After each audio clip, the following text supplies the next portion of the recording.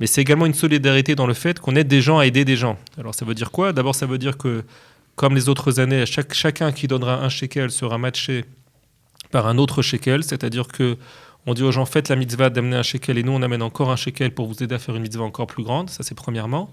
Et deuxièmement, c'est ce que vous venez de dire, il y a des dizaines et des dizaines de bénévoles qui sont impliqués dans cette opération, que ce soit directement avec l'association Kalita, ou que ce soit des associations ou des communautés, des synagogues à travers tout le pays d'Israël. 10 millions de shekels ont été collectés l'année dernière dans l'opération Israël Tzedaka by Kalita. Qu'est-ce qu'on a fait de cet argent ? Et quelles sont les familles ou les personnes qui ont été aidées ? C'est ce que nous allons aujourd'hui vérifier avec nos deux invités. Nous sommes très heureux de recevoir ce matin Michal Schlechter. Michal, bonjour. Bonjour. Assistante sociale à Kalita, qui s'occupe plus particulièrement justement de tout ce dossier de l'aide aux familles, et pas seulement aux familles d'ailleurs, on va le voir. Et puis nous sommes aussi heureux de recevoir Ariel Kandel, directeur général de Kalita. Ariel, shalom, shalom, boker tov. On va commencer avec vous d'ailleurs, Ariel, pour que vous nous rappeliez un peu l'historique justement de cette opération Israël Tzedaka by Kalita. Cette année, c'est la 3e édition, ça fait donc déjà 2 ans que ça existe. Rappelez-nous comment cette idée est née. C'est né entre autres sur un dilemme. Vous savez, il y a beaucoup de gens qui posent parfois la question de savoir est-ce qu'il faut dire ou pas dire qu'il y a des Olim qui ont des difficultés en Israël. Donc la philosophie de Kalita par rapport à ça est très simple. Il faut dire les choses. D'abord, pour permettre aux gens d'aider les autres, et deuxièmement, pour aider les gens qui en ont besoin. Et donc on sait aujourd'hui que on va dire si on prend sur tous les Olim de ces dernières années, des 10 dernières années, à peu près 40 000 Olim, plus ou moins 90% d'entre eux, d'après toutes les études qu'on a, sont des gens qui s'en sortent plus ou moins en Israël. Et il y a 10% qui ont des difficultés financières essentiellement. Et donc, en fait, pour répondre à votre question, il y a 3 ans, plus de 3 ans maintenant, on a été contacté à l'époque par le directeur général du ministère des Affaires sociales en Israël, un monsieur qui s'appelle Avigdor Kaplan, et qui nous a donc sollicité sur le fait, enfin en tout cas éclairé, sur le fait qu'à peu près autour de 1000 familles, à peu près 4000 Olim sur les 40 000, donc à peu près 10%, étaient des familles qui avaient besoin des services sociaux en Israël. Ce sont des familles qui ont été repérées, qui ont été identifiées par les services sociaux de l'État ou de la mairie, ou des mairies en Israël. Et donc, on a décidé de lancer cette opération. Alors, il y a toujours un peu la difficulté aussi lorsqu'on lance ce genre d'opération, c'est de dire est-ce que c'est pas un peu dangereux de donner des aides comme ça financières à des familles, c'est de les habituer peut-être à une certaine façon de vivre qui n'est pas toujours la meilleure, parce qu'ils risquent de ne pas s'en sortir en fin de compte. La meilleure, je ne sais pas, et en tout cas peut-être pas adaptée à Israël, puisqu'on sait très bien qu'en France c'est complètement différent, les aides sociales en France sont extrêmement larges et élevées. En Israël c'est différent, donc il faut s'adapter autrement.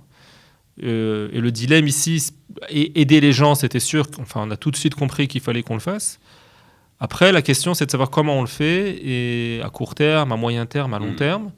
Et donc, effectivement, le but est d'aider de différentes façons. On va en parler avec Michal. Ça, c'est premièrement. Et deuxièmement, le but également était d'essayer, en termes de nombre de familles, d'aider le maximum de familles, mais au fur et à mesure également d'essayer de réduire, puisqu'il y a quand même beaucoup de familles qui ont également été impactées fortement par les premières vagues du corona.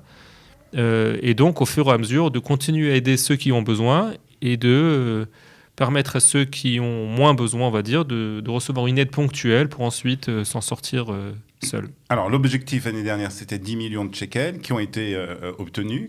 On est arrivé à cet objectif. Comment est fixé l'objectif chaque année ? Oula, ça c'est... en fait, l'objectif, il est fixé en fonction... On essaie un peu de voir quels sont les besoins du terrain, en termes de famille, en termes de bons alimentaires qu'on veut leur amener, en termes de compléments de programme, on en parlera dans quelques instants. Et puis d'ailleurs, c'est pour cette raison que cette année, d'ailleurs, l'objectif, il est moindre que l'année dernière. L'année dernière, on était quand même en plein corona. Alors, il faut savoir que la toute première opération a eu lieu... plus ou moins juste au début, avant. On était vraiment au début, personne ne savait encore si on pouvait le faire ou pas. On a appris le corona une semaine après, en fait. Donc c'était vraiment... Et on va dire que la première opération a été presque un miracle, parce qu'il faut comprendre que l'argent avait été collecté pour des familles nécessiteuses. Et finalement, on s'est retrouvé dans le corona, dans les premières vagues, dans les premiers confinements. C'était 7 millions la première fois ? C'était 6 millions. 6 millions. Et donc, ça nous a permis effectivement d'aider des familles qui ont été impactées par la première vague du corona. Et la deuxième opération, c'était en plein milieu des grosses vagues de corona de l'année 2021. Donc, il y a 1 an. Et donc, ça nous a surtout également permis d'aider ces familles-là. Alors, on va voir avec vous, Michal. Qu'est-ce qu'on a fait ? Parce que collecter de l'argent, c'est bien beau. C'est pas facile, mais c'est bien beau. Et 10 millions, c'est une belle somme. Vraiment, c'est une belle somme pour collecter de l'argent. Donc, bien entendu, alors, quelles sont les actions qui ont été faites ? Alors, Ariel nous a parlé des actions d'aide aux familles. Et je crois que la grosse action, c'est quand même les bons alimentaires, c'est ça ? Exactement. Alors, l'essentiel sur les chiffres, c'est mettre les bons alimentaires. C'est la plus grosse somme qu'on a donnée pour les familles pour permettre de terminer le mois, d'aller faire des courses. Comment ça se passe, ces bons alimentaires, d'une façon pratique ? Comment ça se passe ? C'est-à-dire, les familles reçoivent des bons chaque mois ? Ouais. Alors, la plupart des familles reçoivent des bons. Chaque famille, elle passe dans un comité après qu'elle remplit un formulaire, etc. Nous, on prend contact avec la famille, on comprend plus quelles sont les difficultés, dans quel sujet elle a besoin de l'aide. Après ça, dès que la famille a passé le comité, on prend une décision par rapport à l'aide qu'elle va recevoir. D'habitude, c'est une aide mensuelle sur 12 mois. Donc, normalement, les familles, elles rentrent dans un projet pour 12 mois. La somme des bons, à peu près, ça varie ? La somme des bons, ça varie, oui, exactement. Ça peut être c'est entre la somme de 250 shekels par mois, donc 3 000 shekels par an. Ça passe par une somme de 500 shekels par mois, donc 6 000 par an. Et 750 shekels, donc 9 000.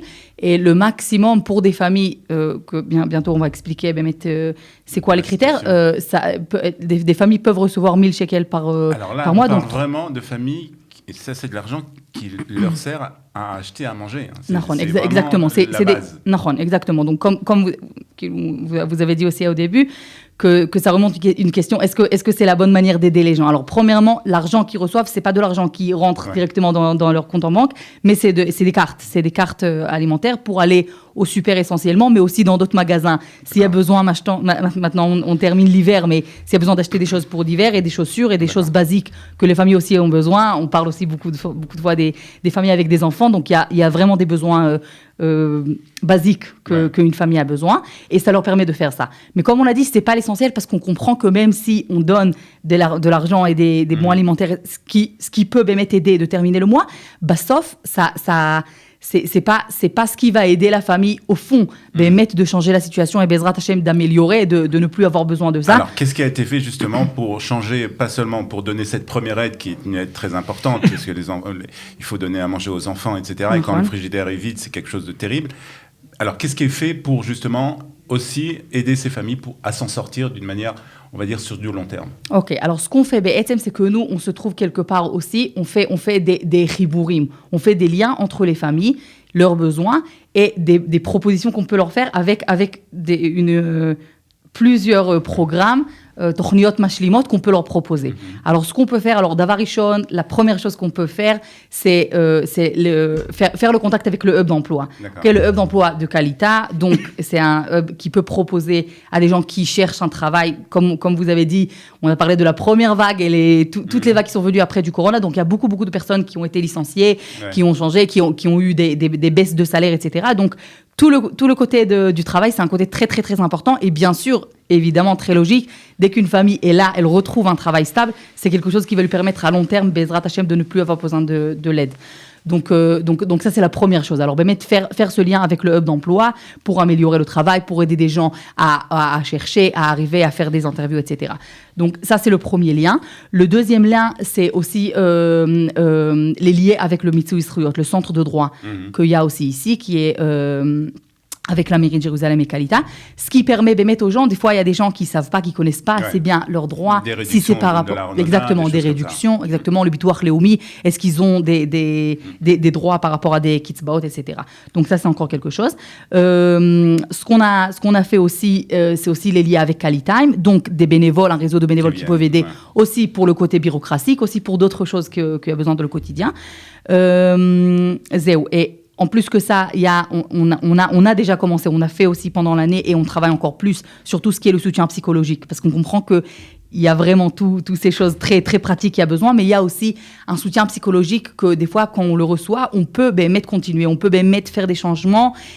C'est un travail qui est beaucoup plus profond. C'est pas que ponctuel, Dafka, c'est beaucoup plus profond, mais ça va permettre, Bezrat Hashem, à améliorer toute la situation. Les soldats aussi ont été aidés. On a aidé aussi avec des opérations, avec des soldats au LIM qui sont dans le besoin. Et aussi, on a donné aussi des bourses pour quelques étudiants qui ne pouvaient pas payer leurs études. Et si on parle d'étudiants et des bourses, alors on a commencé aussi cette année pour la première fois un programme avec des étudiants qui sont entrés dans les familles de Israël Tzedaka pour aider, pour être comme des mentors pour les enfants des familles. Donc, encore une fois, c'est une aide qui n'est pas venir et aller avec eux pour faire les courses, mais c'est une aide qui vient, qui aide la famille, qui soulage la famille. Les parents, ils peuvent plutôt faire d'autres choses. Les enfants, ils reçoivent un soutien plus important. Vous faites ce travail au quotidien, vous rencontrez ces familles. Est-ce que cette rencontre n'est pas un peu compliquée des fois, d'une façon émotive? Ken, Baro, Nahon, ouais. C'est clair que sauf rencontrer les familles. Nous, on rencontre les familles de manière fixe, quotidienne, tous les 3 mois, pour les voir et leur donner les bons. Moi, je rencontre les familles du guichet et les associations partenaires rencontrent leurs familles qui sont suivies par eux. Bien sûr, Ken, Bétar, ça peut être très difficile. D'un autre côté, je pense aussi qu'on crée un lien. Ça veut dire, sauf qu'on rencontre quelqu'un plusieurs fois, c'est pas une fois avec Zéo. Et on se parle un peu, on essaye de voir quels sont les besoins. En quoi la famille, est-ce qu'elle a évalué ou est-ce qu'il y a plus de problématiques. Ça nous permet de venir et de connaître. Et je vais juste dire que aussi pour les familles, il y a des familles qui ne connaissaient pas Kalita avant. Et le fait de venir, de savoir que ce n'est pas seulement les bons alimentaires qui est déjà une grande aide, mais le fait qu'il y a quelqu'un qui est là pour les écouter, pour les voir, pour les entendre et pour vraiment leur proposer pratiquement des choses pour améliorer, c'est quelque chose qui remercie beaucoup, beaucoup vraiment. Alors justement, on va terminer sur ça, Ariel, sur le fait quand même, il faut rappeler que cette opération, c'est une grande opération de solidarité. C'est vrai qu'on va le but de collecter 8 millions de shekels, mais c'est aussi une grande opération de solidarité des organisations, des francophones en Israël. Oui, alors c'est ça qui est extraordinaire. C'est comme je dis, il y a en fait on va faire ça en plus avant Purim, donc pour pouvoir également, une partie de l'argent sera reversée le jour de Purim, donc on pourra faire Matanot Levionim. Mais ce qui est incroyable dans cette solidarité, c'est qu'effectivement c'est une solidarité dans le fait qu'on aide des gens, mais c'est également une solidarité dans le fait qu'on aide des gens à aider des gens. Alors ça veut dire quoi? D'abord ça veut dire que, comme les autres années, chacun qui donnera un shekel sera matché par un autre shekel, c'est-à-dire que on dit aux gens, faites la mitzvah d'amener un shekel et nous on amène encore un shekel pour vous aider à faire une mitzvah encore plus grande. Ça c'est premièrement.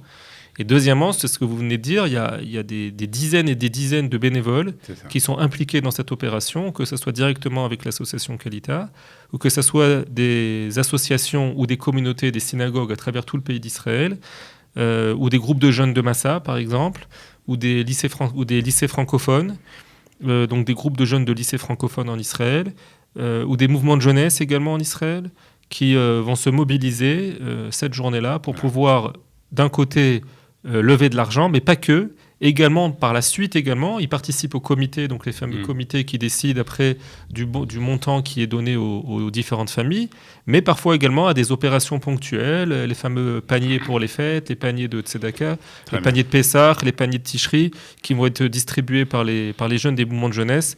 Donc c'est également dans le fait de collecter de l'argent, mais également dans le fait ensuite d'aider concrètement sur le terrain les familles. Voilà, donc Israël Tzedaka by Kalita, c'est le 13 mars, ça sera bien entendu sur Studio Kalita aussi, mais bien entendu dans tout Israël, dans toutes les associations avec qui Kalita travaille. C'est une grande journée de solidarité à laquelle il faudra bien entendu participer. Et si d'ailleurs vous voulez nous donner un coup de main pour cette journée, pour appeler donc, justement les donateurs pour nous aider ici dans cette grande journée de solidarité, vous pouvez le faire. Il y a un numéro de téléphone qui est inscrit dans le pitch qui accompagne cette émission et vous pouvez donc participer vous aussi d'une façon ou d'une autre à cette grande opération Israël Tzedaka by Kalita. Merci beaucoup Michal, merci Ariel d'avoir été ce matin avec nous sur Studio Kalita pour parler de ce beau sujet.